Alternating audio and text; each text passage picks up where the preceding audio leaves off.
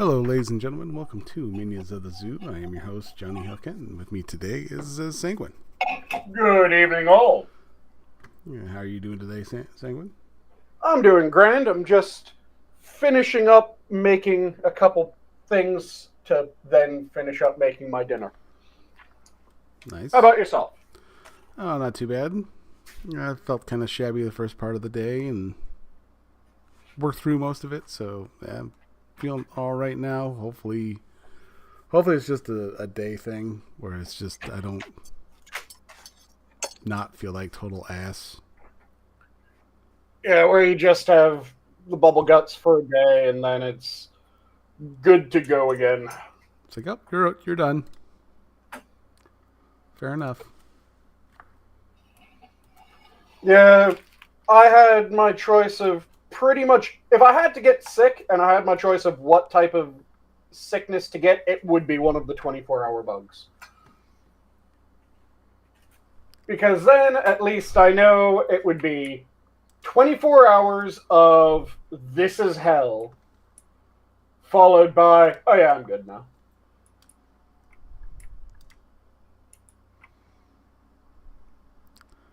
But yeah, I got some stuff done, so I'm good. Mm-hmm. Hey, Rotten, how goes? How's it going, Ranting?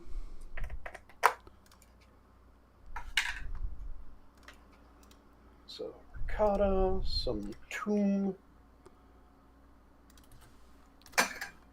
some herbs, and then I need to grate some Parmesan. Finishing up with some shilling. Say again? Finishing up with some shilling. Yep, throwing in the ingredients to flavor up my ricotta because I'm having lasagna burritos tonight. Nice. So, meatballs, ricotta, mozzarella. I'm using a romesco rather than a standard tomato sauce, all thrown in a tortilla. Let it bubble away for a little bit so that the cheese melts down. Then top with some provolone and give that a quick torching. So I've discovered that my kids don't like the way I make spaghetti. Granted, it's the quote unquote, as my wife says, bachelor way of making it, which is Okay. ground your meat, add your sauce, cook some noodles, call it good.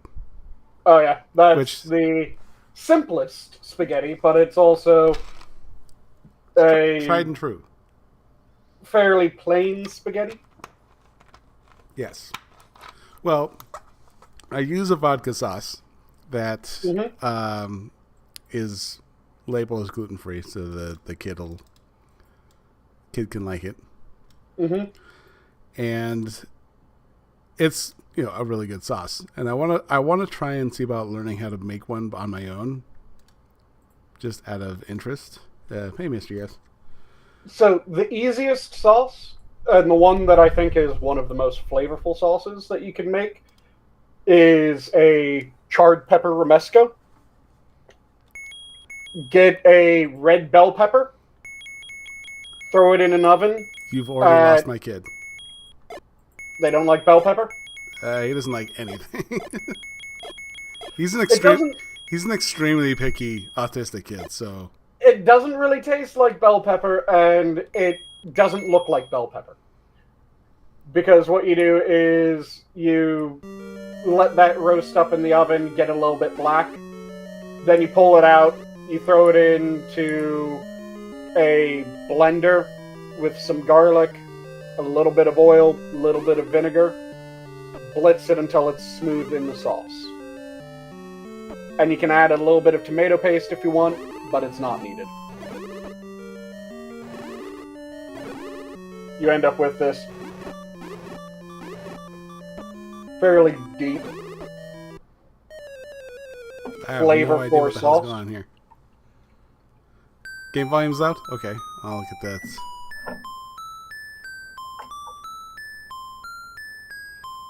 And flavor-wise, the thing that's probably closest to it is like a tomato sauce with a little bit of paprika in it. Since paprika is just dried, powdered red pepper. So I turned that down, and somehow it's still loud, so I'm going to go into the system audio.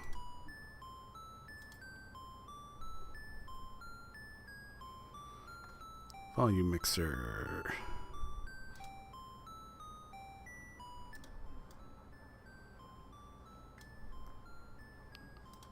Cut that down a little bit. Does that sound better to you?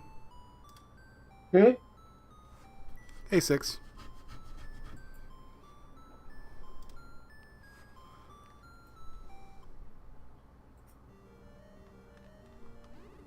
Very 6. But yeah. Romesco's really easy, really flavorful. Love them. But the gripe is that my meat is too small.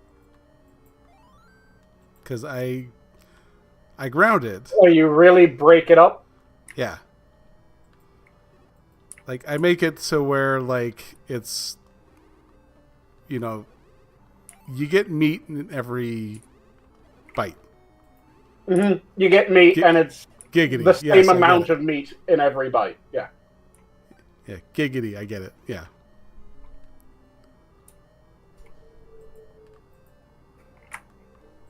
So they want a more heterogeneous sauce.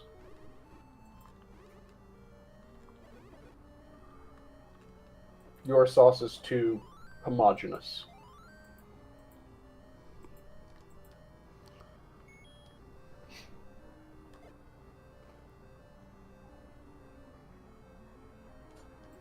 Holy shit. Hmm? They've completely fucked with the map on this randomizer. Mm. Hey, I found something. Well, I don't know you shit.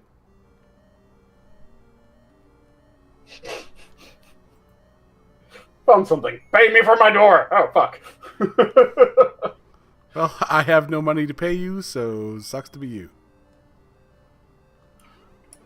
Nice.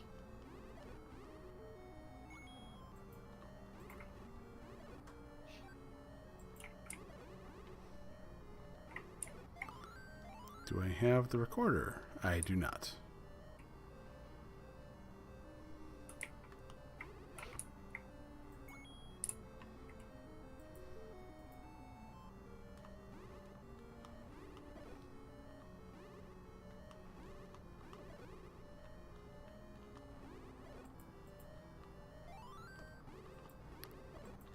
Oh, fuck you too. So at least the parts of the map are still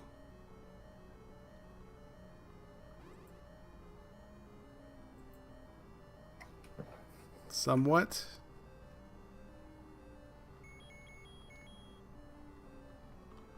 So I'm guessing all it does is it makes it so that the chunks are in random positions? I think the map is flipped.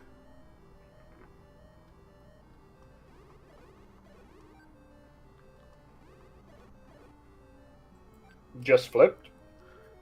Yeah, it's where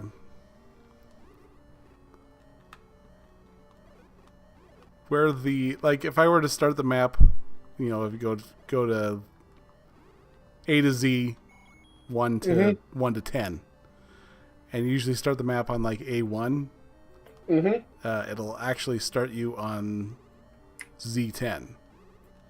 Okay.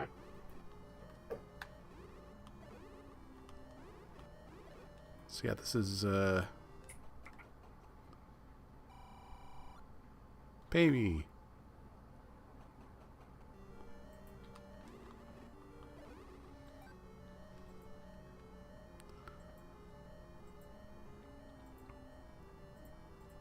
I can see why I've never played this.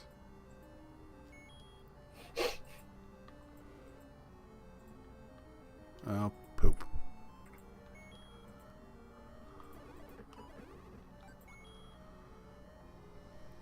Yeah, when you said it was a randomizer, I was thinking that it was probably going to break the map into its chunks and then just make sure that edges lined up. So if there's one exit off this map to the left, then the map that gets shoved to the right has one entrance. Oh, sorry. The map that gets shoved to the left of that one has one entrance from the right. So that the map, as long as the chunks could fit together, you'd end up having random. Whereas flipping it, that's an easy way of making sure that you don't have chunks that don't actually fit together, but it makes it so that it isn't quite as interesting.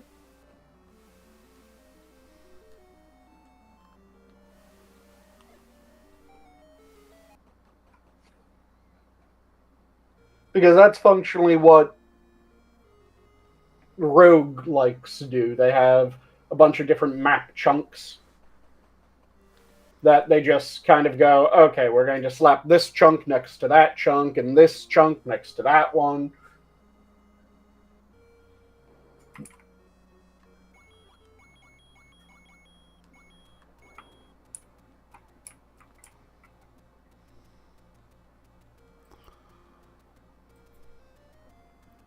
But I was thinking about they have these meatballs. Power is said to be in the arrow. Yeah, they're thinking about. Oh shit! Getting the frozen meatball bags. Yeah, and then just kind of when you make the sauce. Just kind of boil that with it. Yep.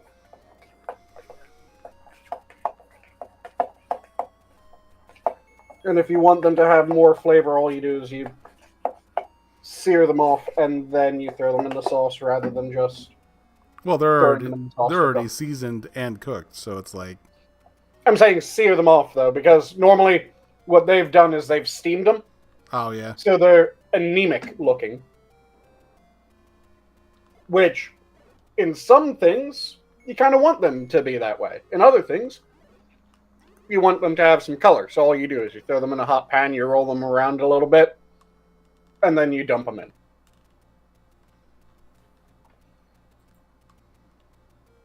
So it's not a hell of a lot more work. It's just a added step that you can choose to do. Yeah.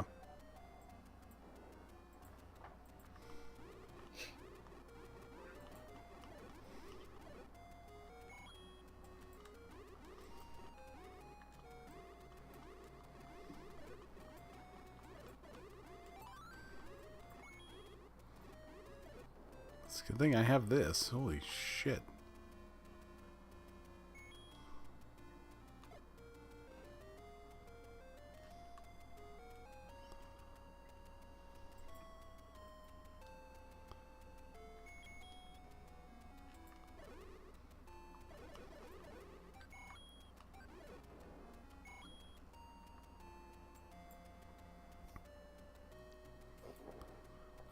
Oh boy. Don't hurt me. Man, they just threw the gangbang into that room, didn't they?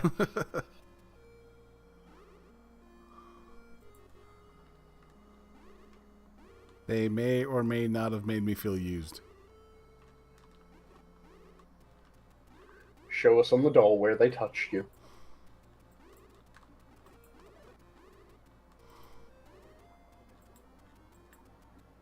Oh shit.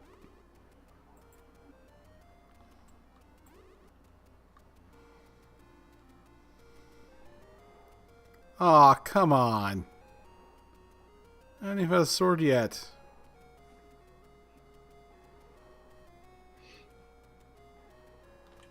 That's all kinds of fuck you. Well, that doesn't work. Huh. Nope, that's not going to work either. Are you sure? It looked like the neck flashed. No, it's in the...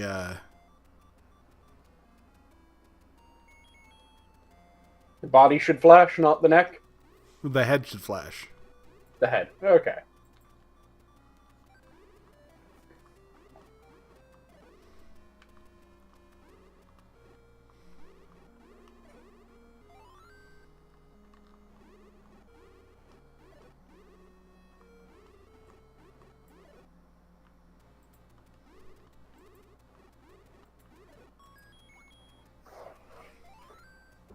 Let me grab a microplane so I can grate up some cheese. Oh, sweet. I could probably get that in the room. Nope. No, I can't. Oh, I'm screwed there.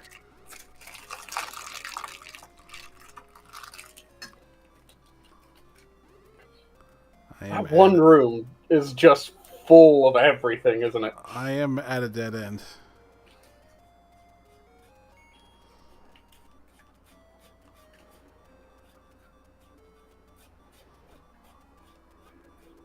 Ah! Just needed to be able to run and take the pain. Run right through it. Okay, here we go. Embrace the suck. You can go away.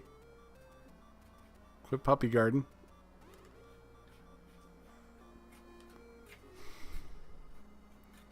Hey, look at that.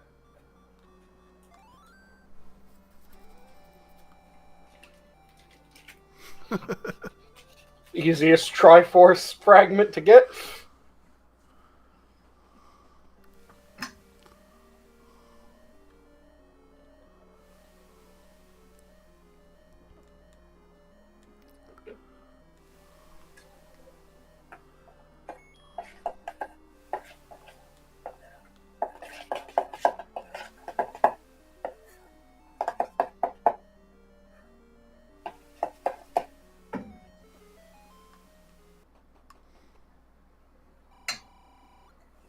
Yes, it is.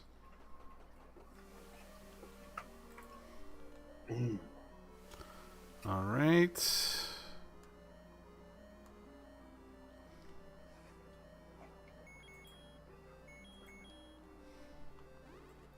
And if it grows 2 more heads, all you do is you drub it down with a club. Or burn it with fire. Yeah, it's... Depending on which version of the myth. I was going to say, the myth usually goes with the fire. There's 2 main versions. One of them is, rather than severing the heads, he just took a club and beat the ever-living shit out of every head. Then the other one is that the moment that a head was severed, he would then burn the stump in order to prevent it from reforming.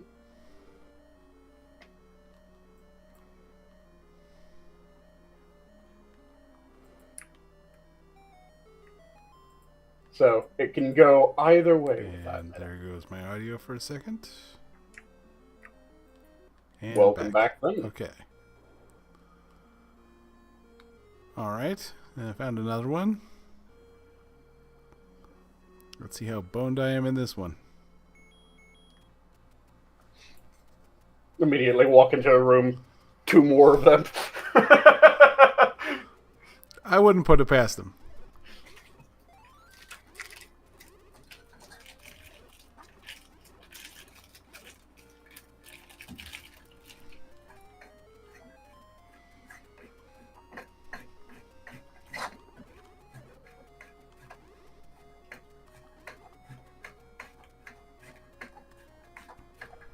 Oh, what? No. I don't have the bow.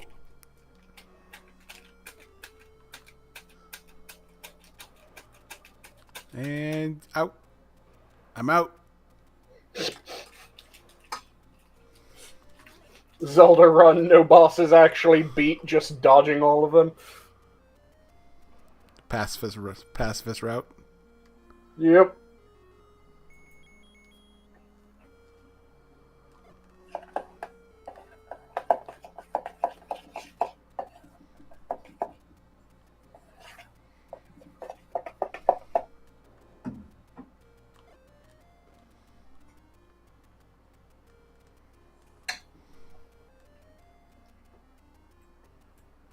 Huh. Okay. I'll take the heart.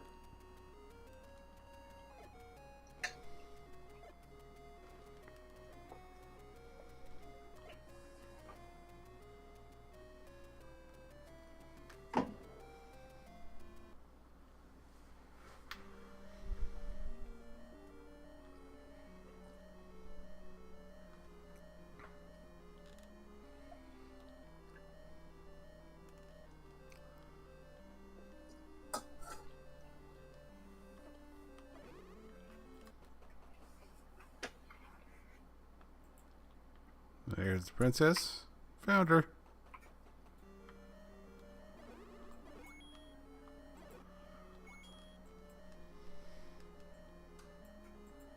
Yep, not going that way. Which means the ferry is right down here? Nope, up here. Okay.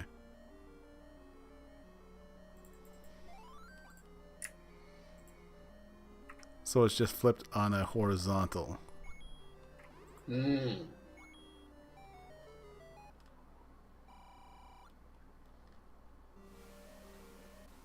That makes it fairly easy to still navigate around then.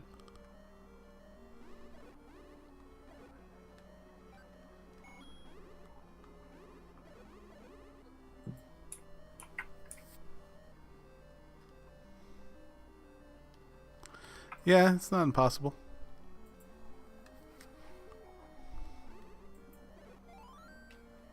Just kind of have to remember somewhat. You have to remember it enough to flip it in your head. Take anyone you want. Blammo.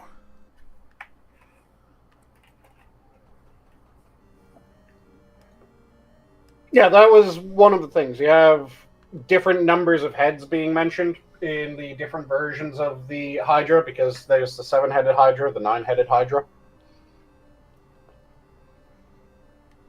the 3-headed Hydra, the 5-headed Hydra. Like I said, there's different versions of the myth. And the reason was because there wasn't a single source document, shall we say. Thanks for subbing, Jeremy. I recognize you from AP's chats. Nice. But yeah, it wasn't a faith of the book, so there wasn't a single canon that you'd be able to go, oh, just check the book, and that'll tell you what what we're supposed to believe. No, it was every area had their own myths, and they had their god that they preferred, which is part of the thing that I think is interesting about how we look at Greek mythology. Because when you look at Greek mythology, it seems like Hades was a complete or not Hades. It seems like Ares was a complete fucking idiot. Yeah. But Athenians were really big on writing shit down. Spartans, not so much. Guess which one had Ares as their primary god, as their tutelary deity? It was the Spartans, the ones that didn't really write things down. And Athens and Sparta constantly at each other's throats. Ares and Athena constantly at each other's throats. So what you have is the Greek mythology that we're the most familiar with is, in large part, myths that were recorded by Athenians and various other city-states, but Athenians were some of the most prolific when it came to recording this type of stuff. So we have all these myths about how awesome Athena is, and how isn't she so cool? Look at all these heroes that Athena helped. And then we have all these myths of, so yeah, Ares had the shit kicked out of him by the Titans in this bit. He almost died. Then he had the shit kicked out of him by the giants in this bit. He almost died. Oh yeah, by the way, Athena, she killed like 4 of the giants by herself. And Ares, yeah, he was sealed with these chains in an urn because he sucks. And then you had the 2 sons of Poseidon when they started trying to fight against Olympus. Well, they caught Ares and they beat the shit out of him. And look at Hercules. Hercules is so awesome, and he kicked the shit out of Ares. So you have a lot of look how much Ares sucks, which there's a good chance that was Athens doing propaganda with their religion. As one does. Yeah. And because they wrote this shit down, and when it came to which ones survived, we got more of the Athenian record than we did the Spartan record. We get all these myths about how, yeah, Ares kinda sucked. Everyone made fun of him. Even Zeus said that if he weren't his son, Zeus would personally kill him for annoying him so much.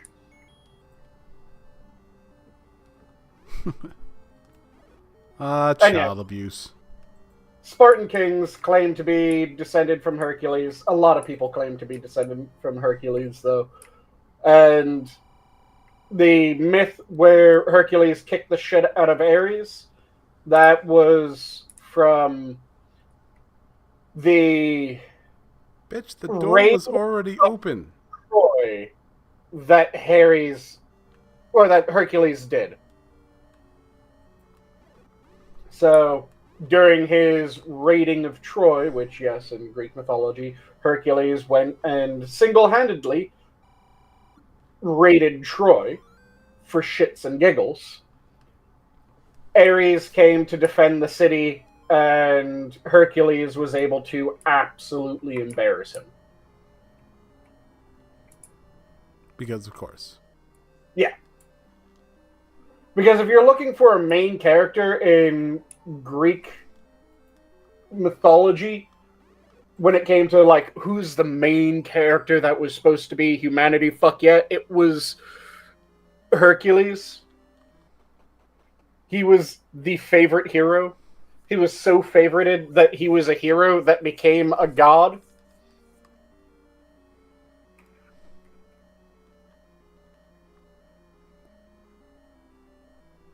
And damn near everything that any other hero did, Hercules did it before and better.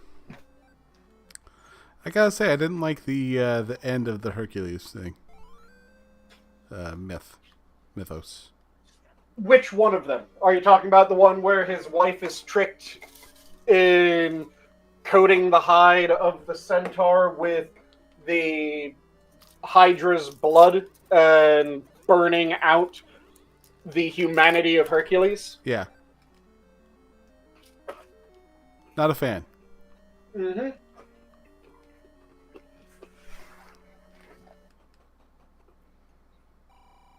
Hey, look at that. I got me a poke.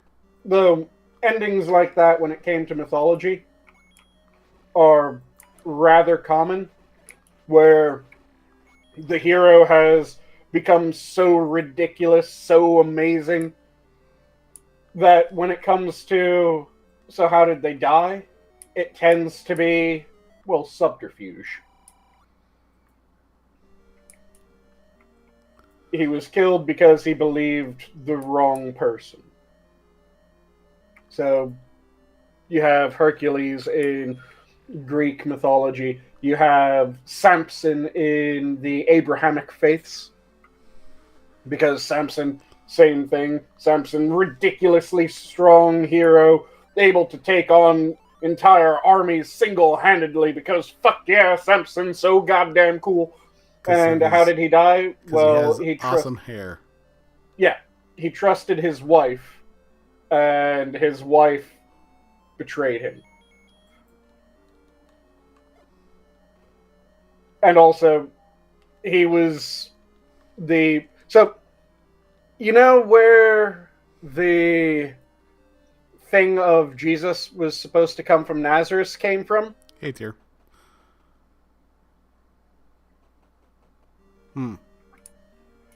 It was most likely a misinterpretation of an older part of the Bible by people that were writing the New Testament, because there's part of the Old Testament talks about how a savior of the Jewish people will come from or will not come from Nazareth, but will be a Nazarite.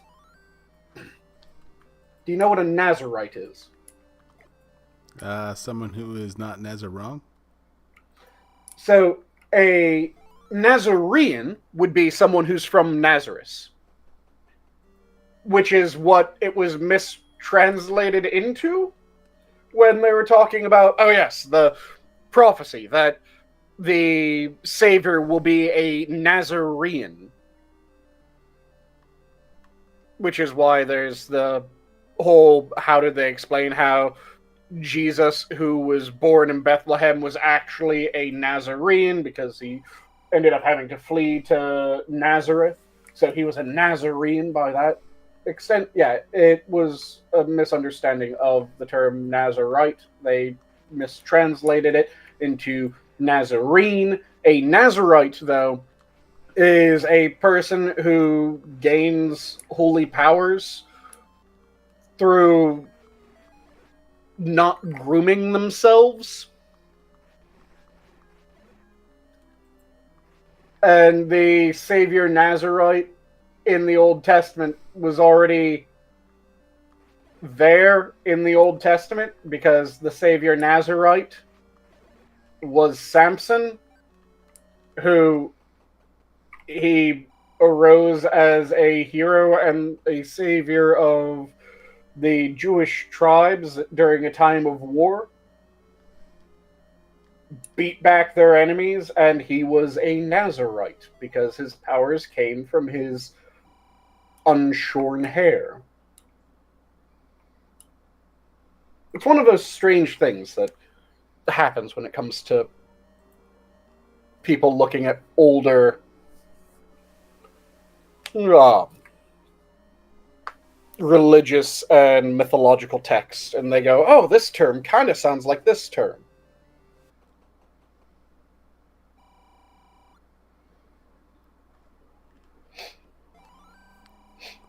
Yeah, the thing is that a lot of the bits that were viewed as, oh, these are prophecies of the Savior, were prophecies that were already fulfilled in the Old Testament because they referred to entirely different people. The Nazarite one being one of the most egregious because it was not a savior in the sense that it was later interpreted to be. It was a savior in that they were at war, they were losing rather badly, and then Samson came and started kicking ass. And that was how it was understood for the longest period of time. And then there was the mistranslation of Nazarite into Nazarene.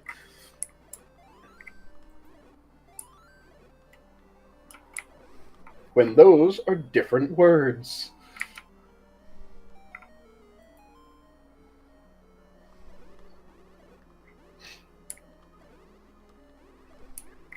It's shit like that I always love when it comes to mythology, though. Yeah, no, I always dug the mythologies. I didn't get too much into the Judeo-Christian. There comes a time when you're looking through stories, when you're just like, what the hell is going on here? Mm-hmm. Egyptian is a big one there. Oh, did you get to the divine cum fight and go, what the fuck? No. Do you know what I'm referring to when I say the divine cum fight? No, I did not. No. So, you know the whole thing where Horus and Set were at odds, right? Yeah. So, because Set during their fight, Set was at odds with everybody. Well, at a certain point in the mythology, because Set was also a good character at other points. Like, he was one of the 4 gods that defended Ra during his descent into the underworld every night. But when it came to the divine cum fight, there's a strange element of the Egyptian belief that bodily fluids had different powers. And that if someone was tricked or forced to imbibe certain bodily fluids, that it would be a poison to them, effectively. So, throughout the entire fight of Set and Horus, if you're reading one of the more accurate translations, it is they're both trying to fuck each other up the ass so that they can come in and on the other person. And at several points, one of them or the other of them is about to lose, and then someone else will intervene. Like at one point, Isis just snatches Set's cum out of the air before it goes into fucking Horus. It is the weirdest shit when you're reading it. So, yeah, saying it's a divine cum fight is accurate. Also, that was how Horus ended up ultimately winning, because at one point during the story towards the end, it seems as if Horus has been slain, only for Set to then try to drink a celebratory thing of wine, effectively. And turned out that Horus's cum had been mixed into that, so in front of all the gods, Set ends up giving birth to Horus, which made it so that no one could take him seriously as the leader of the gods. So he lost being the leader of the gods because he was tricked to drink Horus's cum and then gave birth to Horus, who had impregnated him by making him drink his cum. It's a weird fucking story. It's hilarious how strange the shit gets. And I got locked in a room. I was wondering why you were trying to... or what you were trying to do there. I didn't have enough bombs. Mm. So...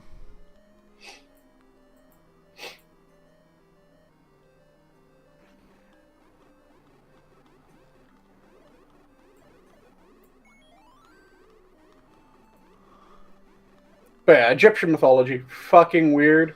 And it is gloriously weird when you actually start delving into it. And part of the thing that makes it so weird is that, again, it wasn't a single unified faith. It was a bunch of different areas had their own religions that, in order to unify Egypt into a ancient kingdom, they just kept on going, oh yeah, your god does this, well, your god is actually just another name for this god, or your god is actually part of our religion too. So it isn't that strange. You can join our religion, and that's perfectly fine. You can join us. So like the Greek and Roman mythologies? Yep. Where they just kept on adding in things. So you have like 3 or 4 gods that are all credited with the creation of the world in Egyptian mythology. You have 3 or 4 gods that gave birth to themselves. You have gods that are given the same sets of powers effectively. Also, one of the strange things that Egyptian mythology did was they had gods that were fusions of gods. So you had Ra, for instance. You had Amun. Those were 2 different gods.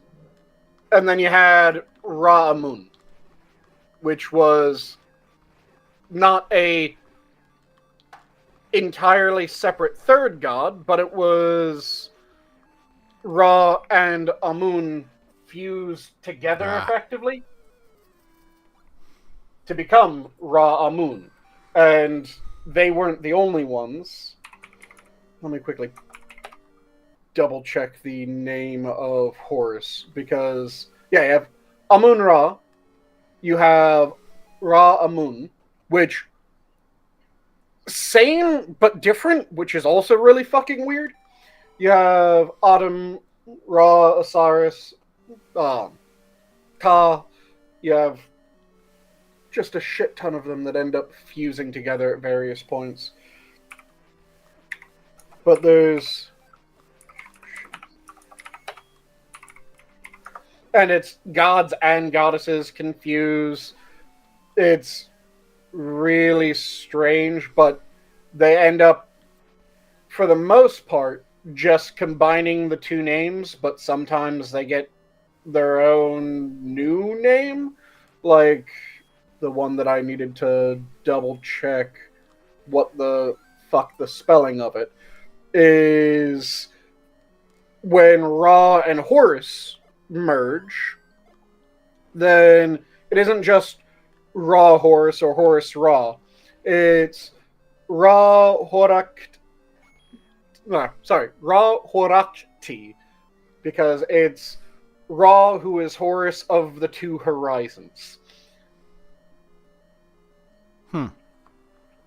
But there's a whole bunch of different gods that end up merging and splitting and then merging again or forming up with different ones.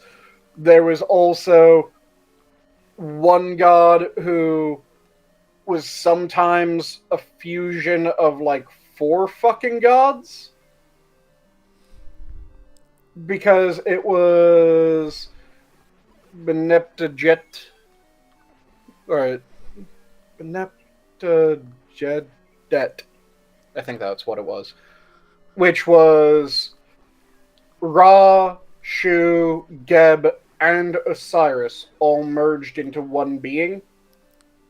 You know, that then could split into the other beings, but sometimes wasn't one being, sometimes wasn't the fusion of 4, just was its own god as well, because there's times when you will see fused gods interact with their unfused forms. So again, it was a bunch of areas had their own religions, and they decided, let's just slam them together until we get something that we can say is the same. Oh, that couldn't be in a more perfect spot. Master Key is now mine. It's kind of like how one of my favorite deities from any sort of mythology is the Irish Celtic death goddess. Because first off, the Tuatha De Danann, those are the old Irish gods. Every single female goddess was also a goddess of sex, which was strange. they were apparently very, very horny. But you also had Hey, Camel. my favorite one, which was the Morrigan, because the Morrigan, which is normally referred to that way, there's only a handful of gods that are normally referred to in a way that sounds like a title. Because you have the Dagda, is normally the way that he's referred to, not just Dagda. And then you have the Morrigan, who's referred to as the Morrigan, rather than just Morrigan. And the Morrigan is the most confusing of them, because the Morrigan, depending on which version of the myths about her, the Morrigan is a single goddess, is a result of 3 goddesses merging together, but those 3 goddesses come from a pool of 9 different goddesses. Or yeah, there's, well, yes and no. So the Morrigan is not just the Celtic Fates.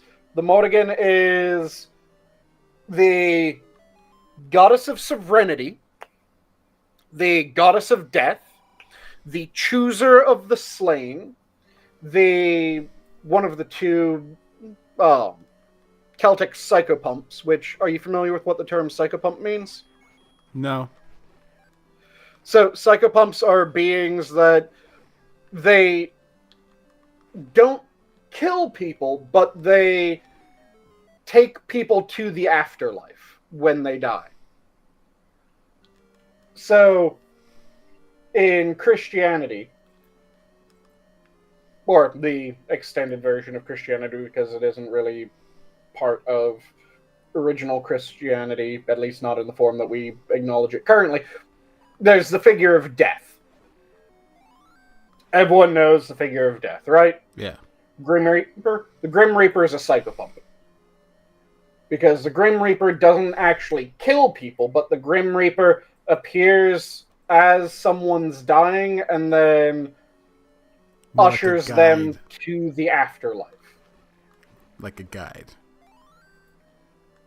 Another technical psychopump is Saint Peter, because Saint Peter, again, doesn't kill people, but Saint Peter then sorts you into the appropriate afterlife.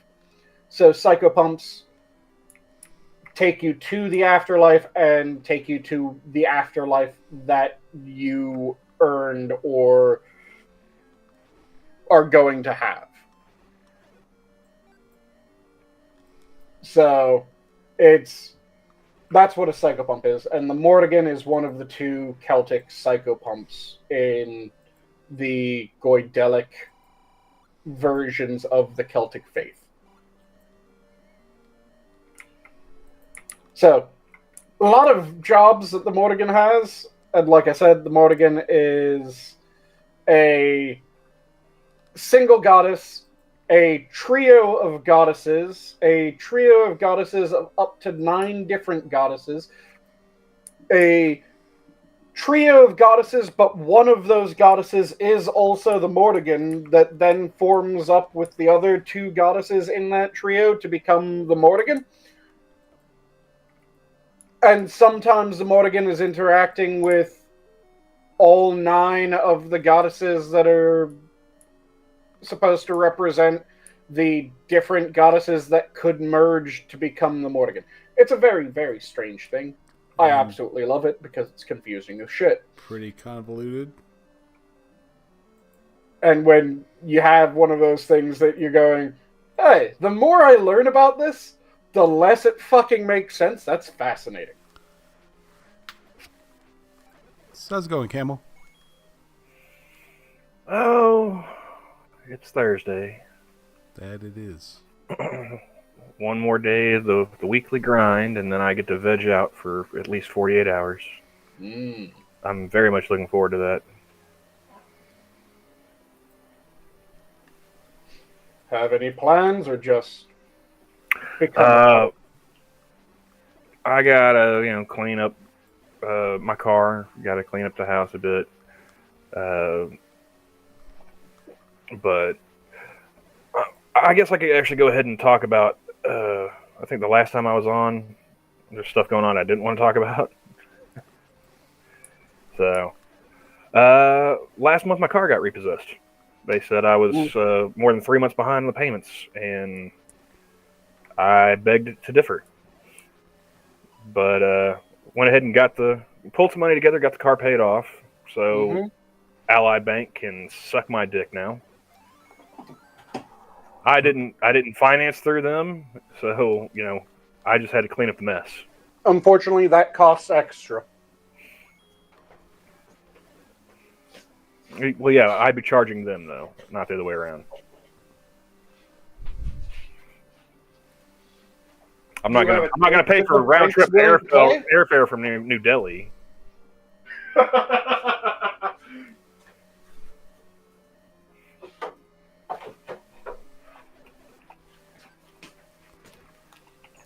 No, there's no boat on this one.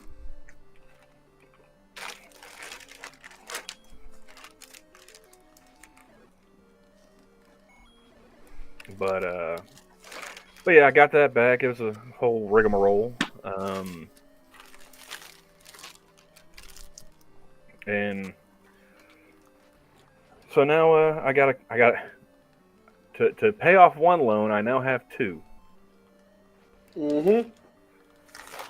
But on the bright side, small amount, pay it off with in less than a year. Bump my credit up. Hopefully, that'll help me get a loan for home repairs. It still annoys the ever-living shit out of me that in order to prove that you're responsible with your money, you need to go into a strategic amount of debt. Well, yeah, that's the thing. Like, I tried going to my bank to see about getting a loan because the car is less than 10 years old. It's it blue books for 3-4 times what I was asking the loan for, and they said, "Well, you've got a decent enough credit score, but you don't have enough payment history, so we're not going to give you a loan." I was like, "So my credit score is decent, but I haven't been in enough debt that I've paid off for you guys to think that." Here's an idea. I don't take on debt that I don't fucking need. Where does that factor into this equation? That's the part that pisses me off every time, because to me, a person who has managed to avoid taking on debt seems far more responsible with their fucking money than the person who takes on frequent debt but is able to pay it off. So, but yeah, I got that taken care of. Here's the best part. So I live in Oklahoma. They contracted a repo guy out of Paris, Texas, to make a 4+ hour round trip to get my fucking car. The day before I got paid, and could have paid them easily 3 car payments in 24 hours time. They're like, "Nope, we've already charged it off, so pay the whole note or fuck yourself." I was like, "Well, I guess I'm paying the whole note." But yeah, so I get the money together, and they gave me 2 weeks. If you don't have this money by the 25th of January, we are going to auction off your car. I was like, all right. So I managed to get the money the week of the 25th. They tell me, all right, so I got the money. How am I supposed to send it to you? Obviously, you don't want me to just put it on my card and just pay by phone because you canceled out the account. Like, oh, we'll accept payment one of 2 ways. I was like, okay, what are they? They said, well, first one is, yeah. SAR, do not redeem! SAR! No, the first way was Western Union. The second way was MoneyGram. I said, how about I just put it on the fucking Pony Express since we're back in the 1800s? MoneyGram. Yeah. Western So- Union. I haven't used Western Union in 20 years.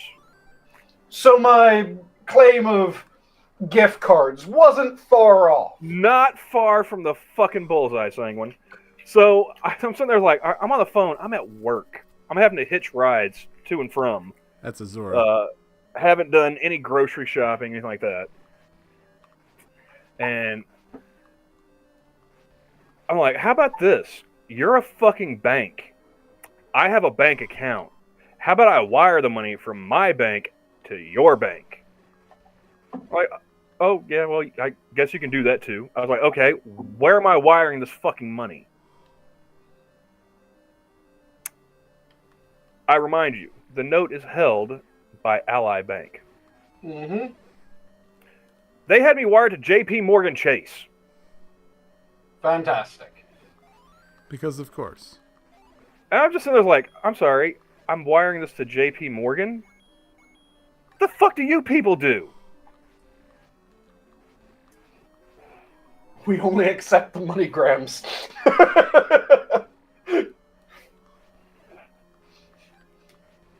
And so I call them up. Or if like, you want to pay quicker, you can send Google gift cards. Yeah. We only accept Steam gift cards. Yep. But yeah, so I call them up like, I got the money. Where am I wiring it to? Okay, there. Money's wired. Confirm that you got the fucking money. Give me my car back. They're like, okay, we confirmed that, you know, the money has been sent. The note is paid off. All right, cool. Where's my fucking car? Oh, well, now your car is in Dallas. Why? Because apparently that's where the auction house was. Apparently Ally Bank is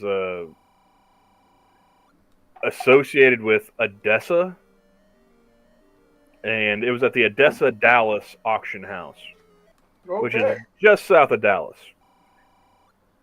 So I had to have somebody come pick my ass up at like 6 o'clock in the morning to drive to Dallas to pick up my car because they only do appointment-only pickups. I was like, it's my fucking car. I didn't sell it to you. I didn't buy it from you. Why do I need an appointment to come fucking get it? Mm-hmm. I get there, and I called the place, you know, to get the appointment and everything set up on Friday the 24th. Wouldn't be able to get it until Monday. Mm-hmm. And they scheduled me at like 10:30 in the morning. So I don't know when the last time you may have been to Texas, Sanguine. It's been Dallas sucks. All right, driving through that is a fucking hellscape that I wouldn't wish on my worst enemy. I can believe it. Dallas is where all the yuppies go, unfortunately. I love Skip, but I'm never going to visit him. All right? He's going to have to meet me somewhere closer to the Red River. There's no way I'm ever going to get on a fucking LBJ again. I want to commit homicide when I get on the BA Expressway in Tulsa. All right? Texas is a no-go zone for Camel. But yeah, I get there. I call them up Friday, schedule the pickup. They were already going to cut new keys, you know, for the car because they were going to auction it off Saturday. Mm-hmm. Yes, Mr. Yes. Skep is he's in the DFW area. He's somewhere around the Dallas-Fort Worth, if I'm not mistaken. Then again, that is a huge area. Yeah. I'm not giving away like trade secrets here. It's a big fucking area with a lot of people. It's kind of like saying that, yeah, they're in the general DC area. There's enough people in the Dallas-Fort Worth area that they literally have their highways like 50 feet in the fucking air. That's how many cars are driving around. Mm-hmm. And I like to keep my ass as close to the ground as possible. But, yeah, they're going to cut new keys. So, you know, I'm talking to the manager of this place. And if they'd cut new keys, I'm on the hook for it through Ally. So she goes ahead and says, she's canceling that shit. I get to the place on the next Monday to pick up my car. My keys still work just fine, but they've cut a new fucking key. So I'm going to have to deal with Ally Bank at least one more time when they send me one final bill saying you owe us for X, Y, and Z. And I get to tell them, like, all right, well, you owe me for all the personal shit that was in my car that was no longer in my car when I pick up my car. Mm-hmm.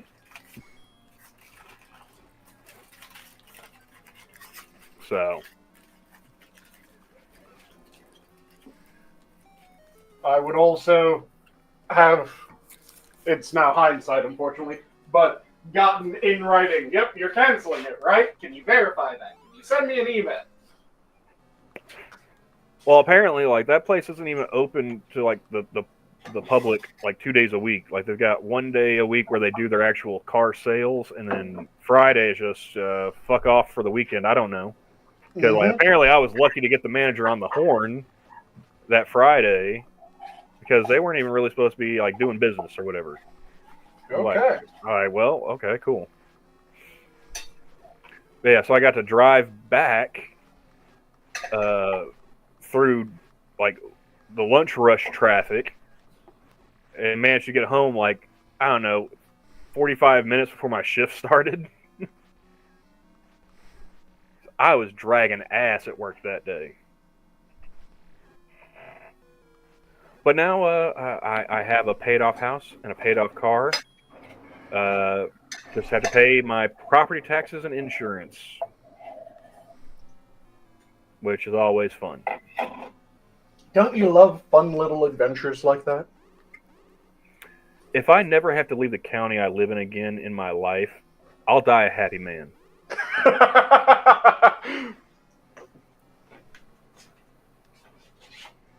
Seriously, like, a population of more than 50,000 people makes me itchy.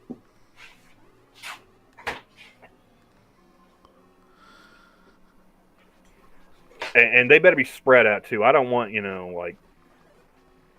don't want too many people per mile. How about that? Yeah, you went to one of the most spread out metropolitan areas, and that was still an issue. Yeah, like, the idea that you got you people want going... crowded, you have to go somewhere dense. Like, yeah. Like, I'm never going to visit New York City. Like, it's never going to happen. Not in the cards. You couldn't pay me to go.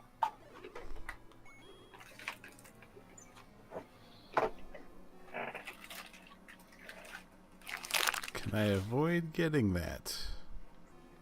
I don't think so.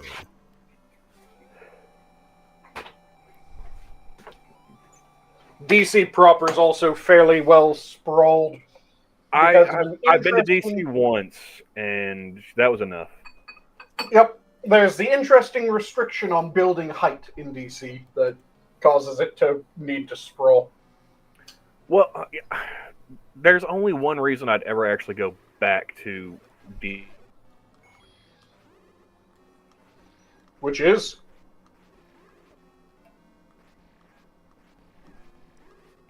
Oh, did we lose him? I think so. Well, it's definitely not the internet.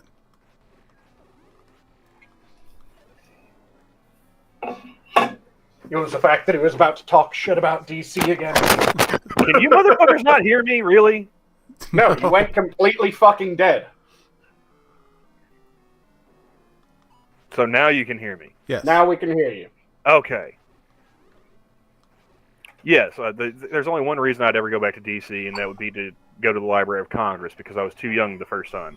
Mm-hmm. Apparently you have to be 18 years of age to be admitted.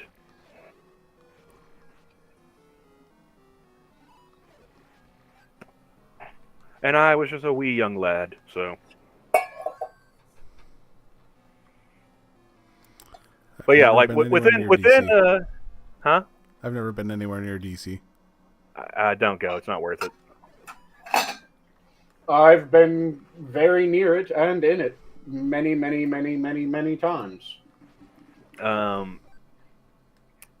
Within within like 2 minutes of getting off the metro, like when we got above ground out of the subway station, Mm-hmm. we walked over a homeless dude that may or may not have been dead. My mom, I couldn't tell you one way or the other because my mother wouldn't let me poke him with a stick to find out. Mm-hmm. So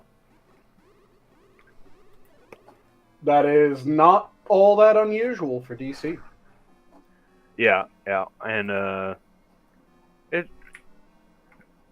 remember this was like 2002, and they were like wanting to charge like $20 for like a plate of tacos for one person. Mm-hmm. I was like, this better be the best fucking taco I've ever eaten in my life. It wasn't. No, not even close. Yeah, they just love making it so that everything is as expensive as Ungodly expensive, yeah. is humanly possible. Yeah, I think that's probably the first time I thought to myself, like, why don't we tar and feather these people? And then those thoughts never stopped coming. Nope. No, then I started paying taxes a couple years later, and they really ramped up. Yep. I think that was like the first thing I ever said, like as an adult, was, "Where the fuck are my taxes going?" Like I've been driving on these roads for years, either like as the driver or the passenger. None of this shit's been fixed. About 75% goes to various entitlements. Or USAID, apparently.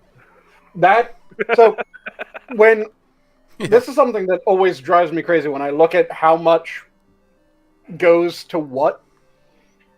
If you were to completely remove the U.S. military, every part of defense spending, Even the every part, if you were to completely remove every part of federal law enforcement. You joke, but yes.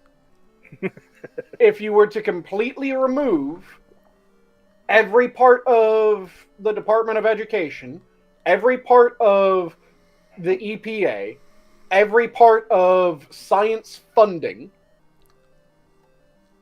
So I've named a large portion of what the government's supposed to do in those things, right? Mm-hmm. We would still be in the red. Thanks to Social Security and Medicare. Every year. Because, yeah, that removes about 25 to 30-something% of federal spending. And the remainder is welfare programs, Social Security, and the like. And that is 66 to 75% of federal spending. Oh, you bitch. And it has been an expanding portion every year. So if you remove everything that people normally think of when they think government responsibilities, yeah, you're still in the red. If you do the inverse, then we're able to save at least half of everything that we took in through tax revenue and pay that towards the debt. It's absolutely nuts how much we spend on that shit.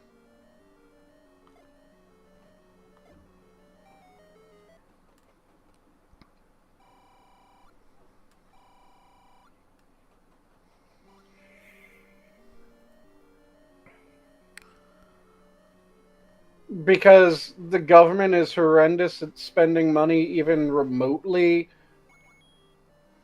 well, and the only reason that other nations are able to do their healthcare systems is because they completely rely on the US for any sort of medical innovation. And they also don't have to really spend any money on the military because we take care of that for them. They don't really spend money on the military. They don't have to worry about having medical innovation because for something like the past 20 plus years, the US has been responsible for like 48 to 51% of all medical innovation globally.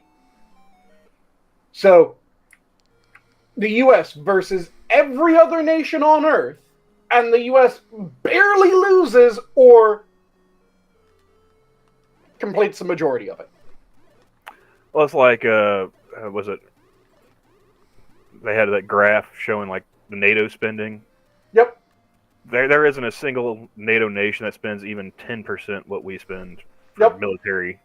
I remember like the first Trump administration, they had a story about how like the German army was using like broom handles for rifle drill.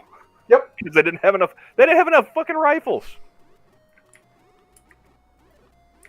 Yeah, it's absolutely ridiculous how much we spend on our welfare programs and how little we get out of the welfare programs. Especially when it comes to the people that are going, well, we should have government-funded healthcare. We have government healthcare systems currently. Do any of you guys want to go to any of the government healthcare systems? I rely on a government healthcare system as it stands, and no, I fucking don't. Yeah, if you had the ability, wouldn't you go for fucking anything else? Yeah. Because, yeah. I've said it before, I'll say it again. Going to tribal healthcare is one step above going to a witch doctor. Yep. And that's one of the largest government healthcare ones. They have the VA. No one looks at the VA like, oh yeah, that's proper medical care. Well, depending on who you ask and how much they like themselves. Most of the time I've ever heard of anyone talk about the VA, it's never been, this is the greatest thing I've ever seen. Yeah, if you ask someone and they say that they like VA healthcare, you found someone... They work for the VA, that's why they like it. Yeah, works for the VA and is desperately trying to convince people to please keep giving us money. And it isn't even like you met someone who works low down in the VA. No. You met, like, one of the upper management of the VA if they're saying that they like the VA.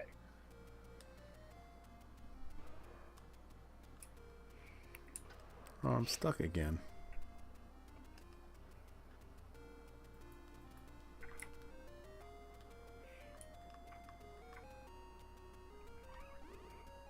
But it's one of those things that when people say that, I'm going, okay, why is it that our government-run healthcare systems are the worst?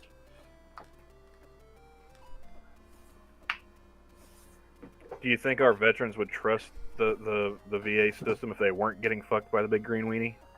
Mm-hmm. You think they would? Oh, you think they would? Oh no, I'm doing a in. Oh, okay, gotcha. People don't go to the VA as their first choice. They. Yeah. No one's drafting the VA as a first-round draft pick.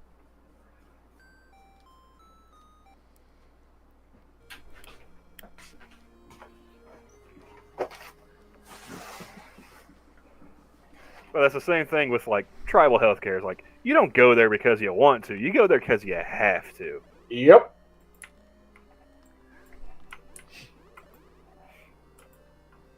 Hey, Terry.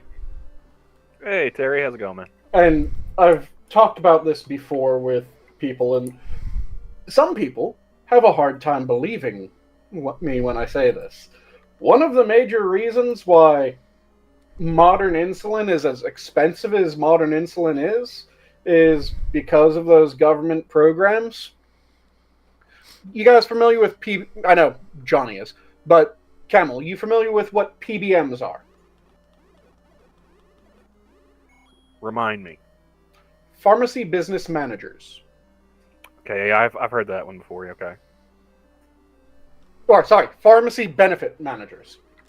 Not business. I've heard of it. benefit I'm not managers. overly familiar with it. So go ahead and refresh my memory and let the rest of chat know what we're talking about. So what they do is they look at the medicines that are available, and they decide what will and will not be covered, and to what degree it will and will not be covered.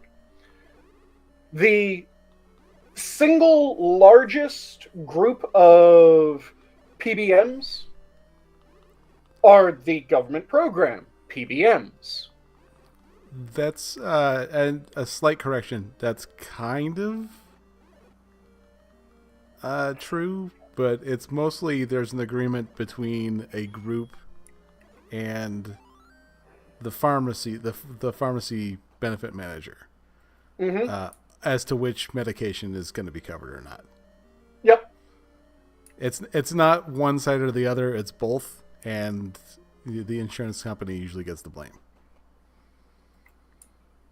So, one of the things that the current way that the policies around the government PBMs are set up is that they are incentivized to cover expensive meds, and they're disincentivized to cover meds that are deemed too cheap. Generics. Generics, as well as even name brand medicines that are considered too cheap, because that's the big problem when it comes to insulin. PBMs have been pushing for increases in modern insulin prices beyond the point where the businesses would typically price them. And I can say this rather confidently because the businesses, in response, have for decades had 75% or thereabout, 60 to like 75%, it changes year to year, rebates. Because they're going, this isn't the amount that this should be. Now, I'm not saying that they're good. I'm not saying that they are purely noble for doing this. I'm saying that they're doing this because they're going, we like customers. And if our customers get this, We like money. they come back because our customers survive. And the longer our customers survive, the more money we get. So if we price our customers out of paying for this med, they die. They do not come back and pay us when they die. So they would lower the price. But the PBMs push for the price to be maintained at a higher level because it is where their incentives are. Their incentives are to keep the price at that level or higher in order to get their benefits. And it also fluctuates based on the type of benefit you have for that medication. Yep. Yeah, there's a whole bunch of different things that go around PBMs, but the part that's the fucked up part, to my mind, is that the incentives around particularly the government PBMs is to greenlight expensive meds and to not greenlight meds that aren't sufficiently expensive. And they get rewards for doing so, which is why it's fucked up that their incentives are that way. You could remove the incentives and they would be substantially less fucked up. But with the incentives, it is fucked.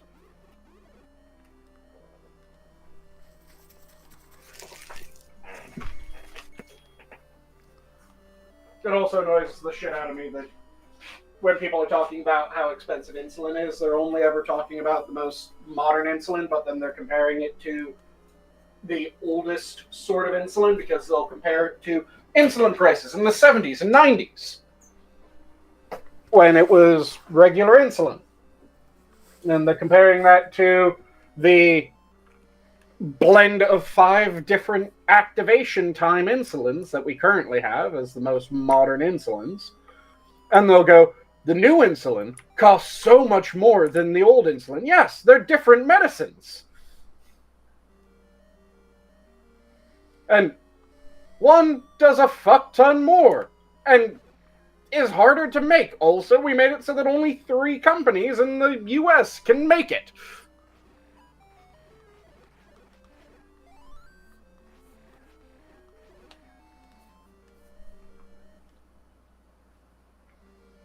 Whereas if you compare regular insulin to regular insulin, you can get regular insulin vials for $25.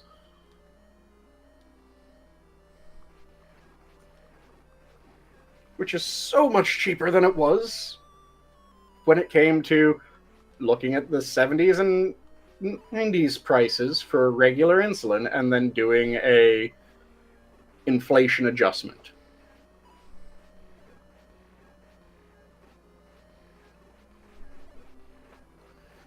Found another gangbang room.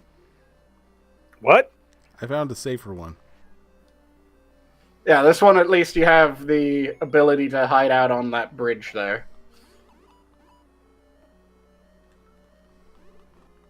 And you weren't looking at the stream, are you, Camel? I was not. I was ordering some food. So, Johnny's currently going through... Oh, no, I'm looking at the stream now because I was like, Okay. what the fuck are you talking about? Yeah. And he keeps on stumbling across these rooms where they are just absolutely flooded with people.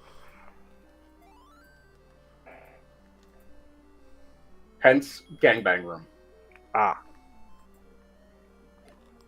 I was like, what kind of game is Johnny playing?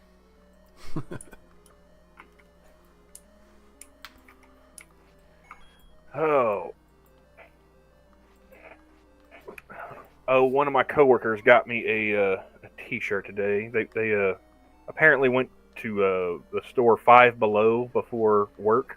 Mm-hmm. And one second, I'll be right back. I'm going to go grab the shirt because I forgot exactly what it says. 5 Below. Yeah, it's a more expensive dollar store. Ah. So dollar store is everything $1 or below. Five Below is everything a $5 or cheaper. Yeah. Gotcha. So, she got the right size. Thankfully, I'm an extra large. Mm-hmm. But it's just a black T-shirt with white lettering says "Not friendly. Please do not touch." Nice.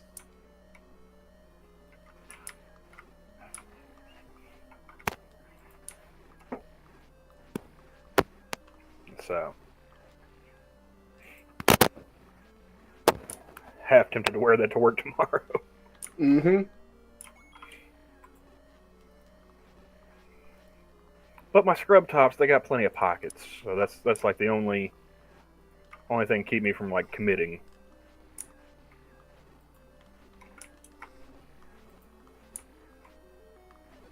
That is the one nice thing about scrubs. If you need pockets, they got pockets. Yeah. Yeah, I never wore scrubs when I was a personal care attendant, and I keep getting told by a buddy of mine that I should have. Well, the first 2 facilities I worked at, everyone had to wear scrubs. Didn't matter if you were CNA, med aid, nurse, housekeeping. The only place I worked that I didn't have to wear scrubs was the kitchen. Mm-hmm. So, but this place, yeah, like they seem a little bit more lax on the dress code, and it's like I'm already kind of conditioned, so I'm just gonna stick with what I know.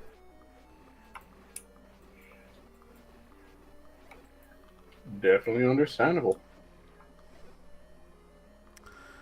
Now, I had respect for nurses. Until you worked with them? Yeah, same here. Well, yeah. There was one gal who... What was the moment that you lost respect? well, one of them, I guess, would be... but for this lady in particular, she's, kind of one of those, like, holier than thou, I'm a nurse, so I know all. And you will respect my... Respect my authority? Yeah. You will respect everything that I know because I know all, and... okay, Karnak. Karnak, take it easy. The most infuriating ones when it came to that were the ones that would be that way, and then they would tell me that, oh yes, this patient is on contact ISO. Is on droplet precaution for MRSA. No, they aren't. They can't be. It's never droplet for MRSA. Because it's MRSA. Yeah, MRSA forms a biofilm. It can't be droplet. It can be contact ISO. It could be droplet for something else. It cannot be droplet for MRSA. What the fuck do they have? But go on. So this lady, our client had a anti-seizure medication, which was administered nasally. And in order to prep the medication, you needed to fill a syringe. All well and good. Except for none of us were learned in how to do that. So he's in the middle of this because he has epilepsy. I mean, clearly. So he's in the middle of this seizure. I'm trying to fill this vial. Have no idea what I'm doing. Midazolam, if you don't know, is a liquid medication. At least this version is. And what you're supposed to do, which I discovered later, is you're supposed to like push the air out of the syringe, and then it like autofills from there. At least with the vials that this kid had. Which, I mean, I don't see it, but whatever. And so I'm trying to get this fluid in this syringe. I'm getting it all over my hands. And I'm like, by the time I get any dosage that would be, of any help to this kid, he's already out of the seizure. And I looked at him, I'm like, man, I'm so sorry. Like, whoopsie. So, I guess I'm not going anywhere. So yeah, I'm just like, whatever, I'll just go clean up and do what I need to do. And all of a sudden I get a tickle in my nose while I'm turn on the water, wait for the water to get warm so I can wash my hands. Get a tickle up my nose. So I give myself a fraction of a dosage of midazolam. Which he gets. You're a lightweight to begin with. Yeah. Midazolam is a heavy sedative.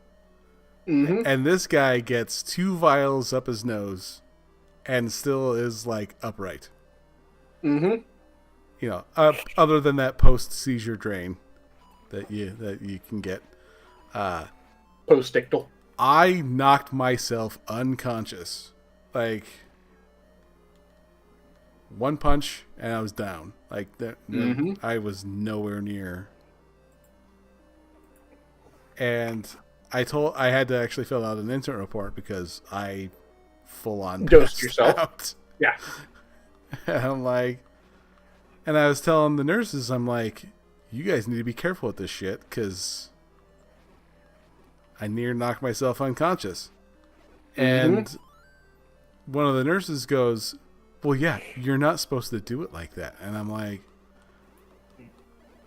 bitch, I don't even know how to work the syringe. Like, what? I didn't even know what I was supposed to do. And she's just like, well, you guys just don't know anything. I'm like, well, if you were to, I don't know, fucking train the staff on how to do this shit, we would know how to do it. And then shortly afterwards, I think it was like a week or so later, she actually did it to herself. Nice. I'm just like, not so funny now, is it, bitch? You know, you're supposed to not put that anywhere near your nose. Like, that's, yeah.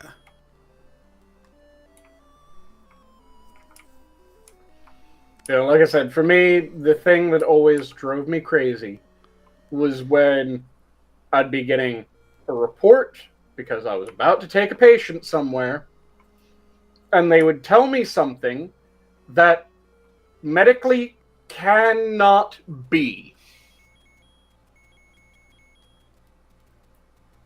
And then I would have to sit down with all of the patient's documentation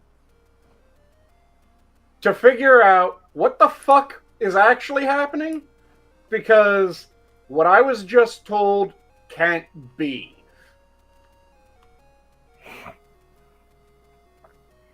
Well, guys, I'm going to step away for a moment. My food should be arriving shortly. Copy that. So I'll just going to mute and come back. Yep.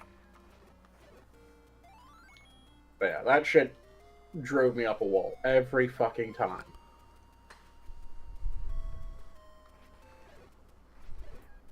And it isn't just happened like once or twice. No. That was fairly routine that I would be bitches, you again. Told something by a nurse that is medically impossible.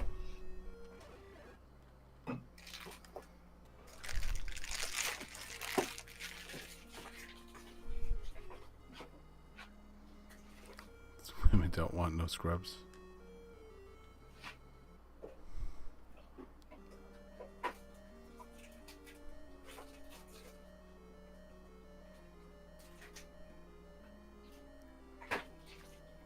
Well, they are hanging out the side of their best friend's ride. Nice.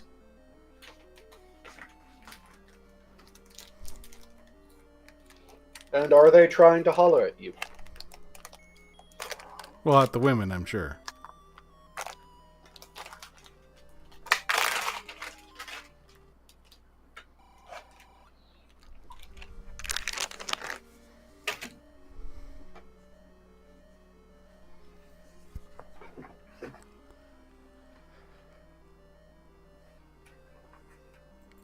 Yeah, have a good night, Mr. Yes.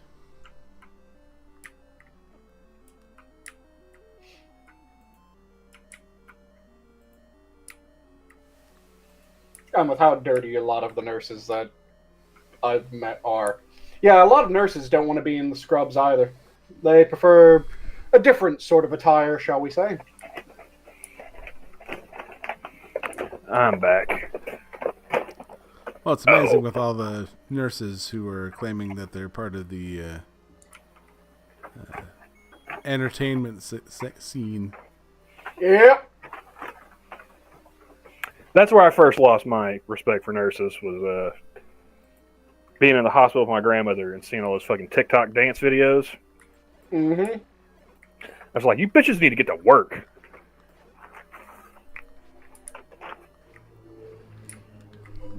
More work, less twerk. Yeah. Nice. But and then I actually started working with them. It's like, oh, you're a bunch of dirty whores. Yeah. That's what I just mentioned, that a lot of nurses prefer a different sort of attire to scrubs, to say the least. So, but yeah, I did not get pizza, Sanguine. Good. I had that earlier. No, I decided, quick and simple. One of the few places that's open at this time of night. And since Terry was in chat, I decided to go get some Macca's. Okay. Macca's. McDonald's. McDonald's. Ah. Mickey D's. So what did you get? A couple double quarter pounders and some fries and a drink.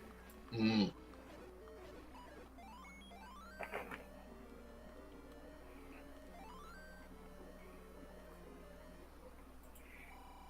Double quarter pounder is definitely the burger to go for.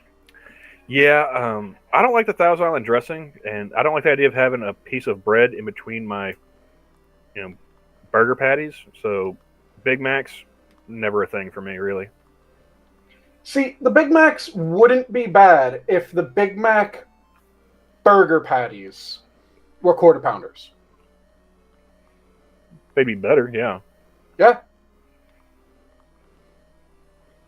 But I still don't understand the extra bread and Thousand Island. I'm sorry, that's just ugh. See, that doesn't bother me. Like, the part that bothers me is it's called a Big Mac. Why is it so fucking small? No, we don't have to get it imported. A while back, they had the McDonald's around the world stuff, so I got to try y'all's cheesy fries. I was not impressed.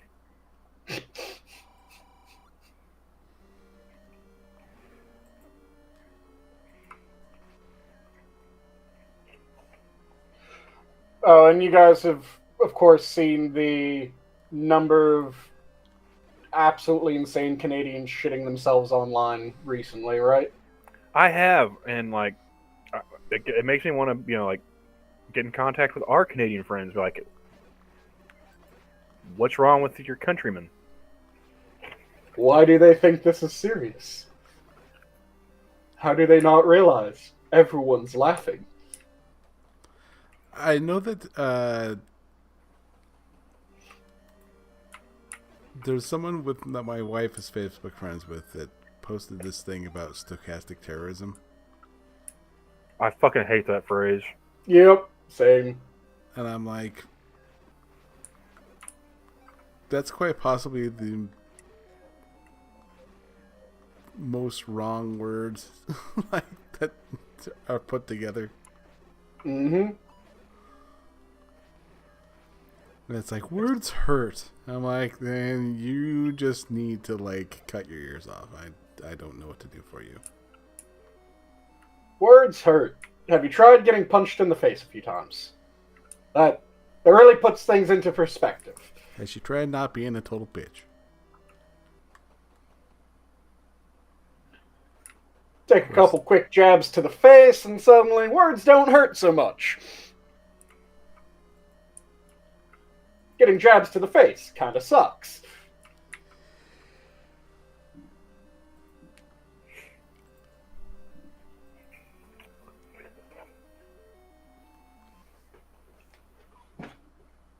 But yeah, it's absolutely ridiculous. The number of people that I've seen that are going, what can we do if the US actually invades? And I'm going, first off, nothing.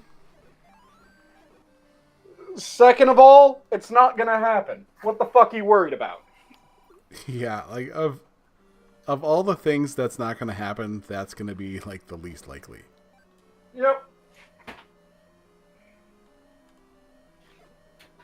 And like I said, just part of the thing that makes it as funny as it has been is well, what are we going to do? And I've seen people legitimately respond back going, oh, if it happens, the rest of the world will jump to your defense, and the US can't take us all on. And I'm going, do you know how many war games we've played with exactly that in mind?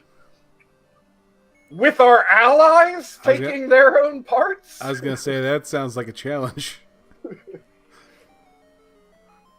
every time that we have done one of these war games where that was the point of the war game, what has come out is, oh god, yeah, we can. We can do it, and it is ridiculous and amazing, and it is an America fuck yeah moment. I just love that idea that, you know, like, oh, the rest of the world will come to our aid. And it's like, I just want to like start with that green text of like, listen, you fantastically retarded motherfuckers. Yep.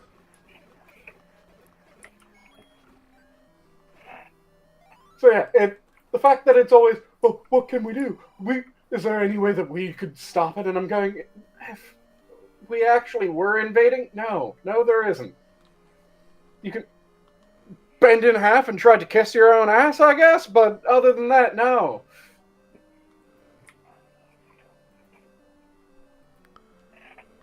I'm gonna say one of these. It's like, we wreck shit on the other side of the world. You're right next door. Yeah. Who's gonna come and save you? Honestly, there's a shit ton of times where we have worked through. Okay, if we had to fight the rest of the world, could we? And the answer, yeah, pretty much every fucking time is yeah, we can. It's kind of scary what we can do.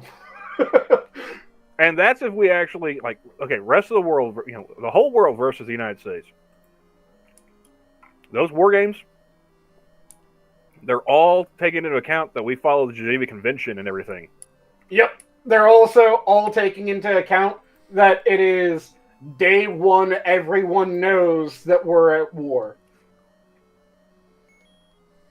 Which, if we were really at war, it isn't day one, everyone knows that we're at war. If we're going to be at war with everyone, day one, we go to war taking the important locations. Day two, everyone goes, wait, what?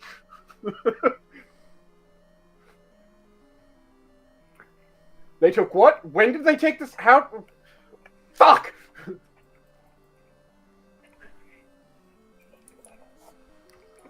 And like I said, the German army was training with broomsticks. Yep. It's going to take a while for them to actually, like, equip their people.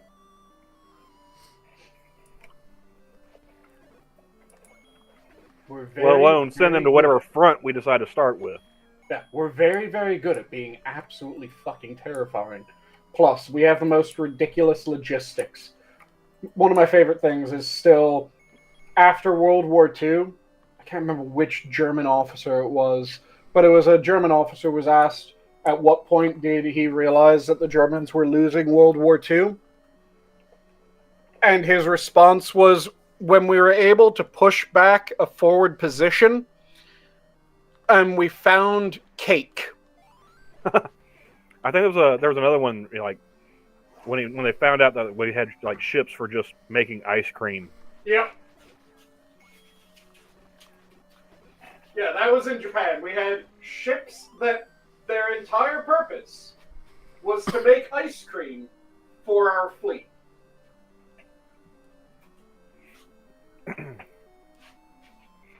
But yeah, I mean,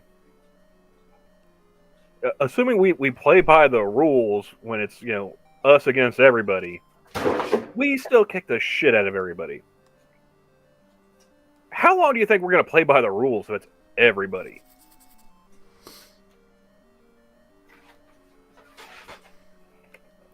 If we take some You're going to have some 19-year-old grunt who's going to have like a necklace of fucking earlobes. Mm-hmm.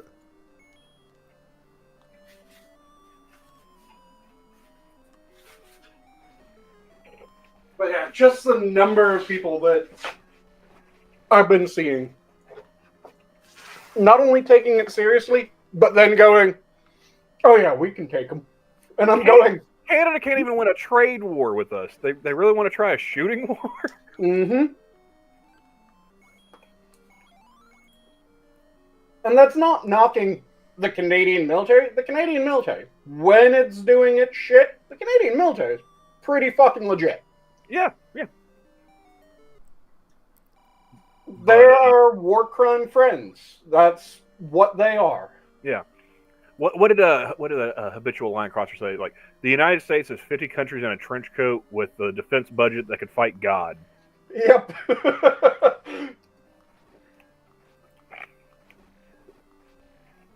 Canada has a population roughly equivalent to California. Mm-hmm. And the vast majority of it is on the U.S. border. Mm-hmm. 3-day weekend, tops. That's all I'm saying.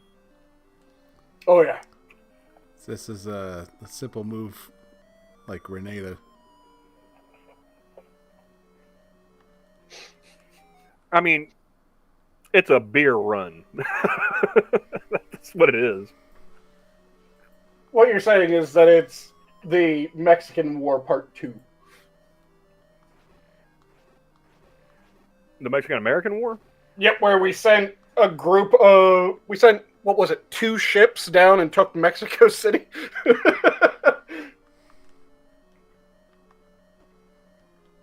think that was the right war, wasn't it? No. I want to say that's the one where we sent, like, 2 ships down, they took the capital. And then we sued for peace. To be honest, I'm not as well versed with the Mexican-American War as I am other ones, so.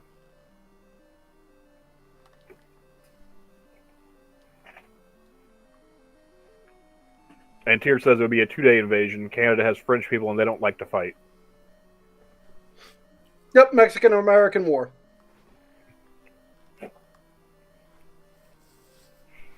Yeah, I mean, doesn't it kind of help, though, if both sides know they're at war? Yeah. Didn't we kind of spring that one on Mexico? Like, haha! Surprise, Well, motherfuckers. That one, it started with, hey, we want to have this large chunk of Mexico. Well, we don't want to give you that large chunk of Mexico. Well, we weren't asking. Well, we're going to have just a group of people go hang out in this town. The Mexicans attacked. Okay, now it's fucking war, dumbass. Well, this is going to get awkward. Yep. And then the war kicked off in full. So, technically, the first attack was by the Mexicans. But it was provoked. So, kind of, both sides knew about it, but kind of not. Yeah, well, both sides kind of knew about it, but only one side was kind of playing for keeps. Yeah.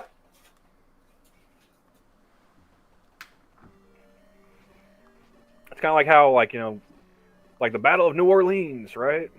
Mm-hmm. Like, yeah, it's kind of easy to win when only one side thinks they're still at war.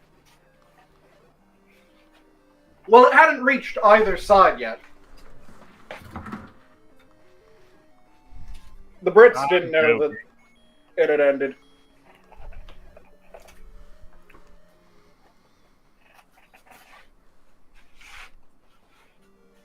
Also, the Battle of New Orleans is such a glorious shit show. I love it.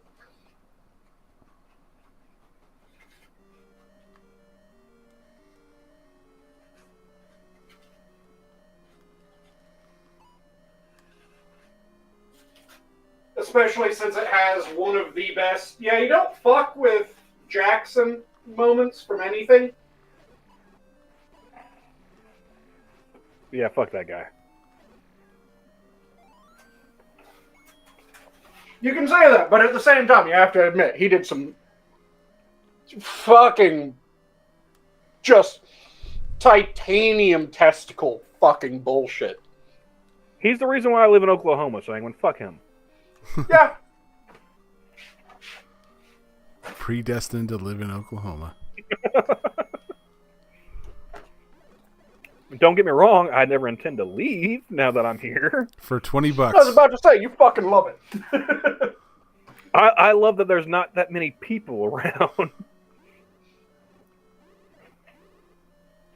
Like, if it wasn't negative fuck all where Johnny lives, I'd probably move up there. How cold has it been near you, Johnny? Actually, it's 11 now, but it's been, It was like negative 13 last night. yeah. Oh, that's not bad. Yeah, I don't want my temperature to be negative. Negative's nice. Yeah, if you're a moose. Yeah, it's great if you got fur on your nuts. And yeah, I stole that from Lewis I didn't Black. know you I'm not gonna crib that one without giving an attribution.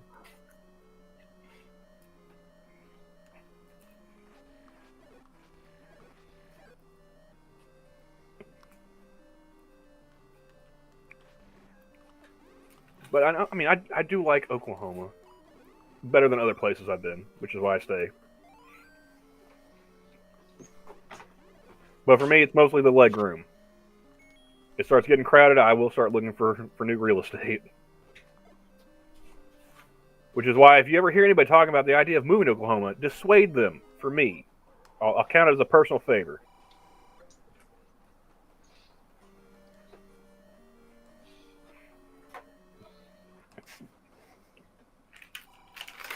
But for all his failings, like I said, Jackson had some unbelievable badass moments. And the Battle of New Orleans had a bunch of them. Gets wounded, stares down an entire group of men trying to fucking go AWOL.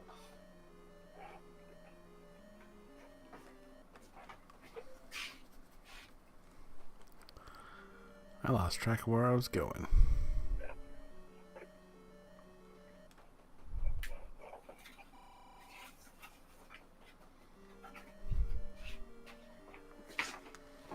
And now I need to melt the cheese.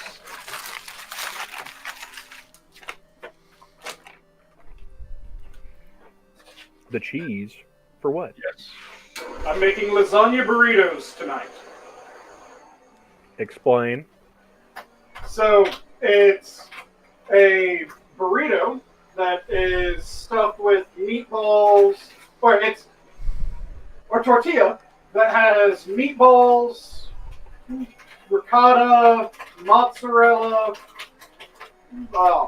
red sauce, and you can throw in pepperoni, sausages if you want, shit like that. Just anything that's appropriately flavored Italian meat. Then you let the cheese melt on the inside. Once the cheese is melted on the inside, you then throw some slices of provolone on top. And you melt the slices of provolone. And it's absolutely delicious.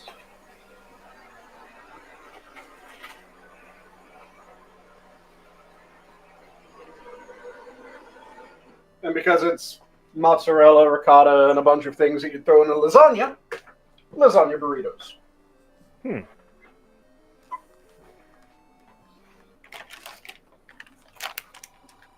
And my lasagna burritos are now done.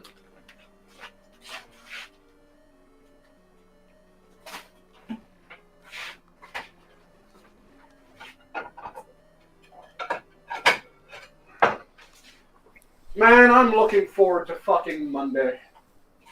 Why? Because I'm getting a dishwasher again. Okay, that's fair. I haven't had a functional dishwasher for about half a year at this point. Because I live in an apartment complex. Dishwasher broke start of August. So, put in a maintenance request for it. August went by. They came and looked at it like once or twice. They then came back in September, did a repair on it, went, okay, now it's fixed, left. The first bit was the water wasn't actually being pumped into the machine, so they had to fix a pump on that. Then turned out that it wasn't just Hey, Johnny, that, where's Travis when we need him? Yeah. but not only was it that, the water was not being heated up, nor was the drying element working. So I'm not sure if it's one element or two elements. I think it's two elements. I think one heats up the water in the tank, one then dries everything. So How old was it? the dishwasher, not ridiculously old. Okay, so I I had am it going to replaced put. like a year or two ago, I think. I am going to put a brain. A brain. I'm going to put a brand in my head, and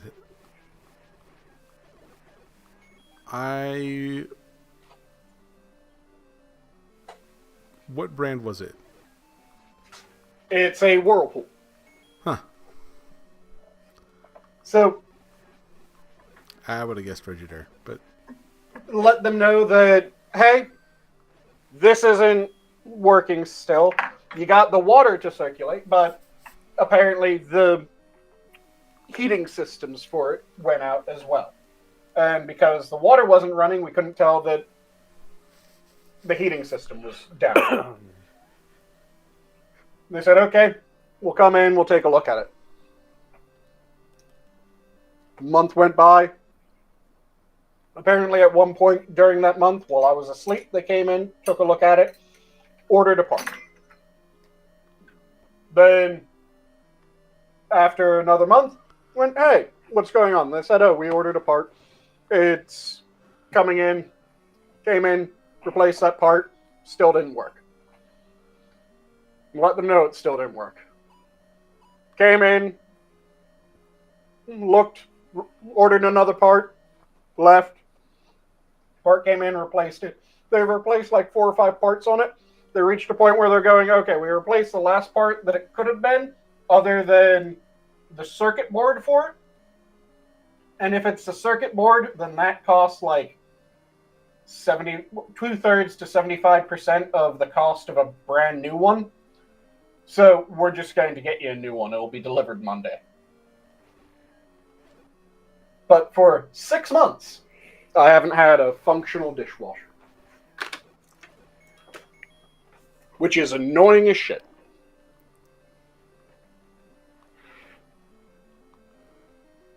Now I need to decide what I'm drinking. I think I know what I'm drinking.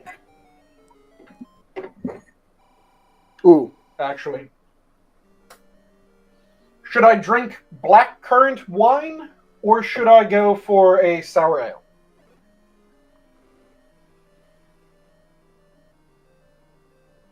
What do you Go guys with think? wine. Blackcurrant wine? Okay. You're eating Italian. Go with the wine. Okay, I'll go for the blackcurrant wine. even if it is Mexa Italian.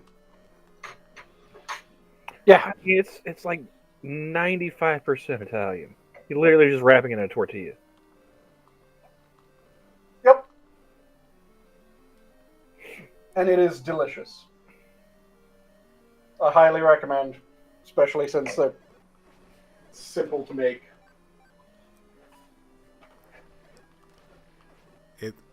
It's Christopher Columbus wearing Pancho's coat.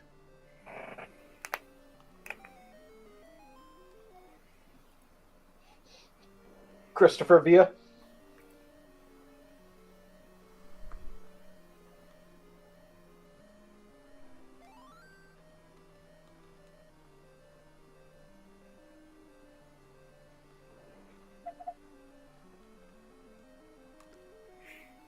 So I take it Invincible is back for a new season? I have not watched. I watched the first season. It was all right. But then I read the comics, so I'm really not interested in watching the show anymore. Wasn't it that the first season they said was good, the second season people were kind of meh on, and then the third season was good again? So they're doing a third. I have no idea. I didn't know. I only saw like the first season. Or is it only one season's out? I'm trying to remember if it's that one or a different one, but that was the case. There's 2 seasons out? Yeah. So they're like airing a third one now? I might be thinking of a different show then. Maybe you're thinking of The Boys? I thought The Boys has been going down each season. I don't know. I only watched the first season of that too. Like, if the source material is like a book or a comic book, and I read that shit, I can't watch the show or movie. So one comic series that I wish would get the series that it deserves, but I do not want them fucking touching it at the same time because modern writing, is The League of Extraordinary Gentlemen. Oh, I got a coworker. He apparently really enjoys Starship Troopers. Mm-hmm. And I was like, oh well, I watched the original movie, Mm-hmm. but then I just read the book. I didn't keep up with any of the sequels or anything like that. He's like, so is like the book, is the movie anywhere close to the book? Like, oh God, no. I was like, the director didn't even read the book. Didn't read the book, took the entirely wrong message from the story, and went, this is fascist. I looked at him, I was like, if he had read the book, he wouldn't have dressed Doogie Howser like an SS officer.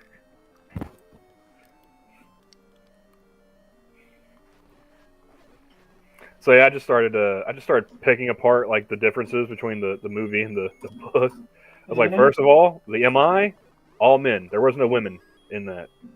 So aside from like one cool shower scene, all that's gone. Mm-hmm. I was like, they had mech suits, not just football pads.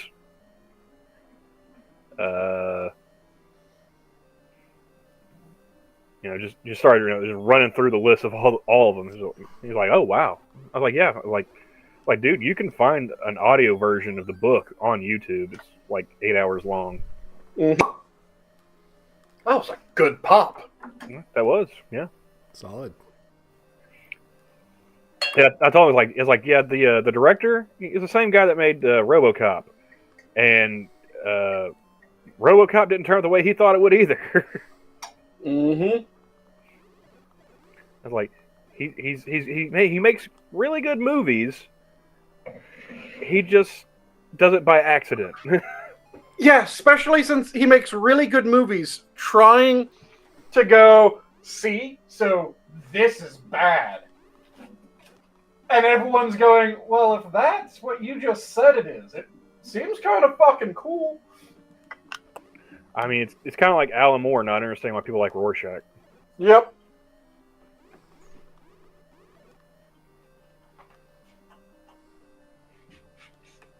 I read that one too, and I liked the movie okay, back before I got completely worn out on Zack Snyder and his shtick. Mm-hmm. But which didn't take long. Well, it takes longer if he's not the one writing it. If he's doing a comic book movie where like he's already got everything storyboarded out for him, like with 300 or Watchmen, he does okay. He's good at making shit stylized. Not really. I mean, like when it comes to those, yeah, I'd say those were nicely done he's a one-trick pony. Yeah. It's all the same style. Yep. And it gets really boring. Yeah, if it isn't supposed to be comic book style, it doesn't work. If it's supposed to be comic book style, it works. But yeah, I have seen 4 Zack Snyder movies. Didn't he do the Dawn of the Dead remake? Yeah. Yeah, so Which was god awful. I've seen 4 of his movies. That's enough. And I watched his remake of Dawn of the Dead. I watched 300. I watched was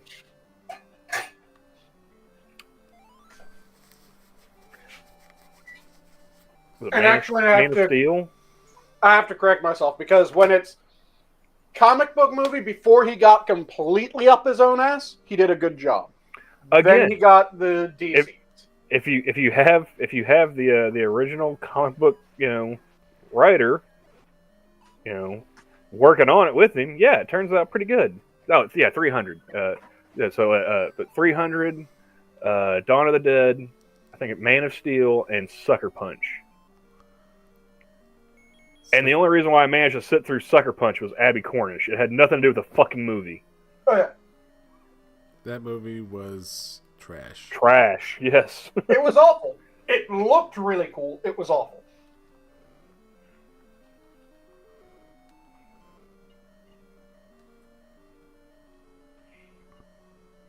But yeah, I figured that was enough.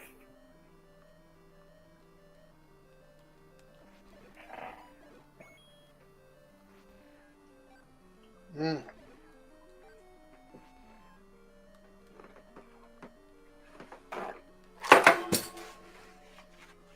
Yeah, a buddy of mine suggested I loved it. I would love it. And I watched it, and I'm just like, what in your infinite wisdom would make you think that I'd like that? He goes, the fight scenes are cool. Are they? Fight scenes and what? Sucker Punch. No, they weren't. No, they weren't. Like I said, the aesthetic was kind of cool. Yeah, Everything Tyr, else was your shit. mother and I love Sucker Punch for the same reason. Scantily clad women. It had nothing to do with the art, the direction, or the fucking storyline. Unless you're making a domestic violence joke, in which case, touche.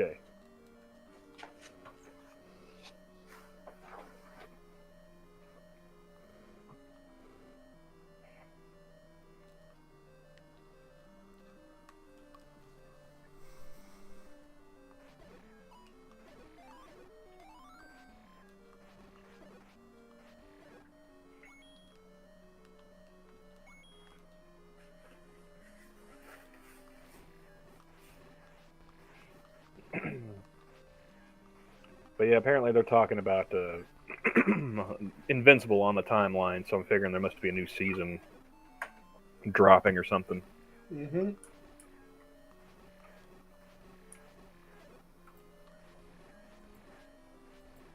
I've only ever seen clips of Invincible. I liked like I said, I liked the comic. I went ahead and read it from perfectly legitimate online sources.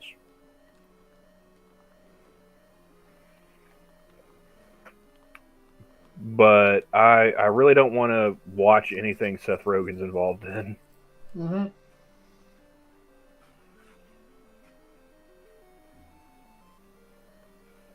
You don't want to hear Patient Zero of Pot laugh?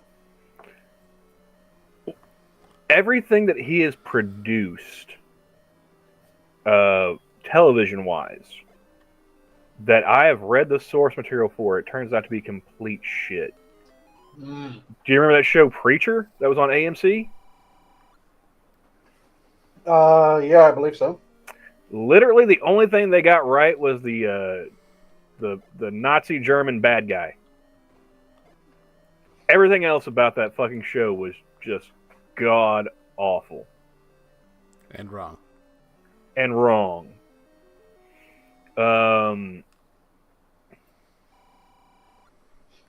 There was another one he was involved with. I'm trying to remember. But yeah, like he's one of the producers on Invincible as well. Mm-hmm. So after you said that you watched the first season and you read the rest, Yeah. so how off was the first season? The first season was actually, I mean, aside from like race swapping the girlfriend, first season was pretty on point. Nice. But I just don't want to, don't want to go through the time of watching it and just seeing it, get worse. Yeah, degrade.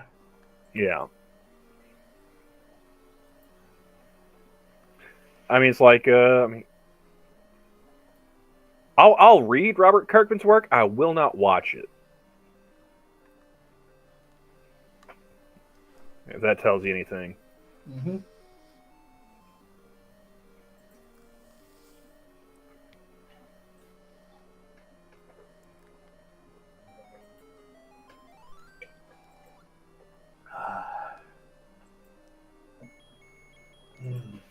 Oh, that's wild. I wonder if that's actually legit. What? A man collapsed into a coma for 3 days after discovering his wife owned the property they had been renting for 10 years. Where's the wife putting all the rent then? Shoebox? Cookie jar? I don't know. That's a bitch move to charge your husband fucking rent. I mean, also, like, I mean, yeah, that's a bitch move, but at the same time, it's like, dude, how long have you guys been married? You've been living at this place for a fucking decade? You never thought to, like, see about buying a house? Well, the thing that really baffles me with that is she had the money in rent get paid to her, but she then has to declare that for taxes. So all she's done is give more of her household's income to taxes. Well, you're assuming that the money actually like she made a, I'm using the bunny ears here, a payment. She's like, oh yeah, I paid the rent. We're good.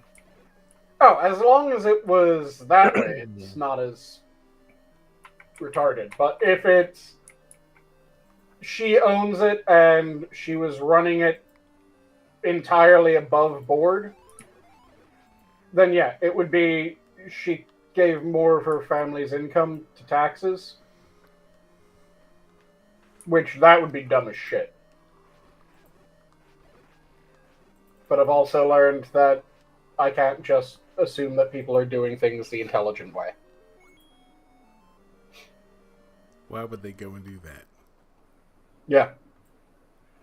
People will routinely do things in the dumbest way fucking possible.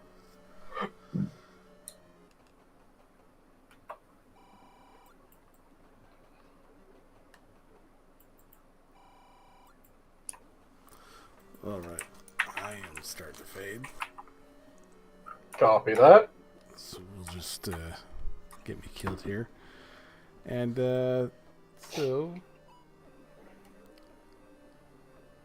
it will not be you tomorrow? No, it will not. All right. Is it going to be Adam or Tyr? Tyr, do you remember which of you is doing it tomorrow? I want to say it's Tyr tomorrow, but it might be Adam. I saw Tyr in chat. It will be Adam. It'll be Adam. Okay. All right. And so, yeah, Adam will be there tomorrow. Thanks for joining us. The zoo is closed. Bye, everybody. Have a good night, all.